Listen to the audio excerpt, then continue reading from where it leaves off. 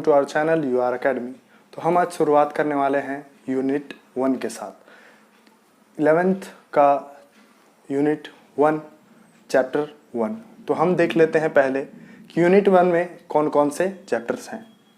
Unit 1 का chapter number 1 the living world, chapter number 2 biological classification, chapter number 3 plant kingdom, chapter number 4 animal kingdom.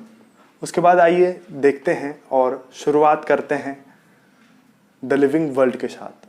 Basic information यही है कि biology क्या होती है और इसे हमें कैसे डिफाइन करना चाहिए। बायोलॉजी जो है दो शब्द से मिलकर बनी है, दो शब्दों से मिलकर बनी है, दो ग्रीक शब्दों से मिलकर बनी है, बायोस एंड लोगस। बायोस का अर्थ होता है लाइफ और लोगस का मीन्स होता है to study. Thus, it is the story of life on earth।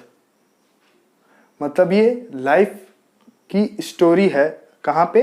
अर्थ में। It is the evolution of life on earth, ये भी कहा जा सकता है। और बहुत सारे इसके डेफिनेशंस बन सकते हैं। अलग अलग साइंटिस्टों ने इसके अलग अलग डेफिनेशंस दे रखे हैं। अगर हमें लाइफ को कैरेक्टरिस्टिक्स और फीचर्स के थ्रू देखना है तो इसे हमें कैरेक्टराइज करना होगा या फीचर्स में देखना होगा। इसे चैप्टर नंबर 1 में आसानी से दे रखा है या कैरेक्टराइज करके दिया हुआ है। कैरेक्टर्स कुछ इस प्रकार हैं: growth, reproduction, metabolism, cellular organisation और कॉन्शियसनेस। तो अब आइए देखते हैं growth, reproduction, metabolism, cellular organisation और ग्रोथ के बारे में। हल्की हल्की सी मैं आपको झलक बता देता हूँ, फिर इसे एक एक करके हम देखते जाएंगे। तो ग्रोथ क्या होता है? ग्रोथ एक मास में ग्रोथ और एक लेंथ में ग्रोथ और एक ऑर्गेनिजम्स में भी ग्रोथ होता है। रिप्रोडक्शन, नंबर ऑफ प्रोजीनी में ग्रोथ। मेटाबॉलिज्म, एनाबॉलिज्म और कैटाबॉलिज्म का एक मिक्सचर जो है, हमारे शरीर के अंदर जितने भी प्रकार के रिएक्शंस होते हैं वो भी क्या है? एक मेटाबॉलिज्म एक्टिविटी ही है। सेलुलर ऑर्गेनाइजेशन, सेल से जैसे कि टिश्यू बना, टिश्यू से ऑर्गन बने और ऑर्गन से ऑर्गन सिस्टम बना और ऑर्गन सिस्टम से ऑर्गेनिज्म बना। ये इस प्रकार से हमारा कोऑर्डिनेशन चलता रहता है। और जो 5वां नंबर का हमारा फीचर है वो है कॉन्शियसनेस। ये बहुत ही इम्पोर्टेंट फीचर है कॉन्शियसनेस। इसे हम देख करके ये जान सकते हैं कि कोई भी चीज़ जीवित है या नहीं है। यही डिसाइड करता है कि कोई भी चीज़ जीवित है या मृत है। तो हम आगे देखेंगे, एक एक करके इसको वेल डिफाइन करेंगे और इन सब के बारे में एक एक करके we are going to explain growth, जो कि पहला नॉन डिफाइनिंग फीचर है लिविंग ऑर्गेनिजम्स का। Increase in mass and overall size of a tissue or part of organism is called growth.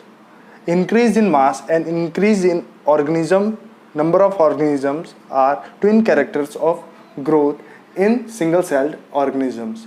Single cell organisms में characters reproduction और growth एक ही होता है या synonyms कहलाते हैं। ग्रोथ जो है रिजल्ट ऑफ मेटाबॉलिज्म है। मेटाबॉलिज्म में सिंथेटिक रिएक्शन, एनाबॉलिज्म जब ज़्यादा होता है और डिस्ट्रक्टिव रिएक्शन या कैटाबॉलिज्म कम होता है तो वो सिंथेटिक रिएक्शन के थ्रू अच्छा ग्रोथ या पॉजिटिव ग्रोथ कहलाता है। और डी ग्रोथ, कम ग्रोथ या नेगेटिव ग्रोथ कब होता है? जब एनाबॉलिज्म कम होता है और कैटाबॉलिज्म ज़्यादा होता है तो वो नेगेटिव ग्रोथ या डी ग्रोथ कहलाता है। और अब हम देखते हैं types of growth: intrinsic growth या इंटरनल ग्रोथ या एक्सट्रिंसिक ग्रोथ या एक्यूमुलेटिव ग्रोथ। एक्यूमुलेटिव ग्रोथ हम इसलिए उसको कहते हैं क्योंकि वो एक्यूमुलेशन से ग्रोथ उसका होता है। ये केवल नॉन लिविंग ऑर्गेनिजम्स में होता है और ये लिविंग ऑर्गेनिजम्स में होता है। यहाँ देखने को मिलता है कि ये लिविंग ऑर्गेनिजम्स में हो रहा है और ये नॉन लिविंग ऑर्गेनिजम्स में होता है। जैसे कि रेत का टीला है, रेत के टीले के ऊपर भी और उसके लेयर बनते जाते हैं, लेयर बनते जाते हैं, और वो ऊपर उसका मास बढ़ते जाता है। तो उसमें भी कुछ एक्यूमुलेशन हो रहा है और उसका लेयर बढ़ते जा रहा है, तो उसमें भी कुछ मास में वृद्धि आएगी, तो उसका भी ग्रोथ हो रहा है। तो ये टाइप्स ऑफ ग्रोथ हैं और इसके वर्डिंग से आप आसानी से इसको समझ सकते हैं।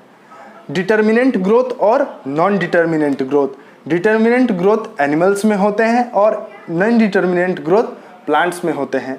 इसके भी वर्डिंग से आप आसानी से इसको समझ सकते हैं। ये एनिमल्स में क्यों होते हैं और प्लांट्स में ही ये क्यों होते हैं, इसे आप कमेंट्स में लिख करके बता सकते हैं।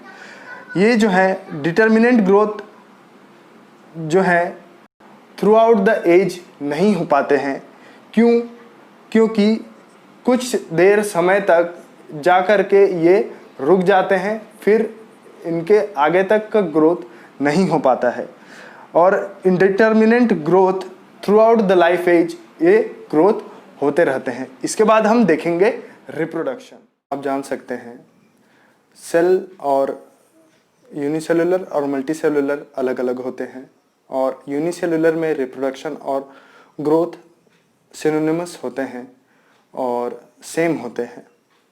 ये एनसीईआरटी के बुक में दिया हुआ है। तो आइए देखते हैं टाइप्स ऑफ रिप्रोडक्शन। एसेक्सुअल और सेक्सुअल टाइप ऑफ रिप्रोडक्शन पाए जाते हैं। एसेक्सुअल रिप्रोडक्शन में नॉन गैमेटिक फ्यूजन होता है या गैमेट का फ्यूजन नहीं पाया जाता है। और सेक्सुअल टाइप ऑफ रिप्रोडक्शन में गैमेट का फॉर्मेशन भी होता है, फ्यूजन होता है और फर्टिलाइजेशन भी होता है। जैसे कि एसेक्सुअल के टाइप्स कुछ इस प्रकार दिए हुए हैं। बाय स्पोर फॉर्मेशन जो कि एल्गी और फंजाई में पाए जाते हैं। बाय बडिंग जो कि आपने 10th में भी काफ़ी जोरों शोरों से पढ़ा होगा, यीस्ट में और हाइड्रा में पाए जाते हैं। बाय फ्रेगमेंटेशन जो कि विखंडन जिसको आप हिंदी में बोलते हैं, फिलामेंटस एल्गी, फंजाई, प्रोटोनेमा और मोस प्लांट में पाए जाते हैं। फ्रेगमेंटेशन जैसे कि कोई लंबी वस्तु है और टूट टूट करके अपने पूरे एक नए थैलस को जन्म देती है, उसे कहा जाता है फ्रेगमेंटेशन। और ट्रू रीजनरेशन प्लेनेरिया में पाई जाती है। तो ये है एक्सप्लेनेशन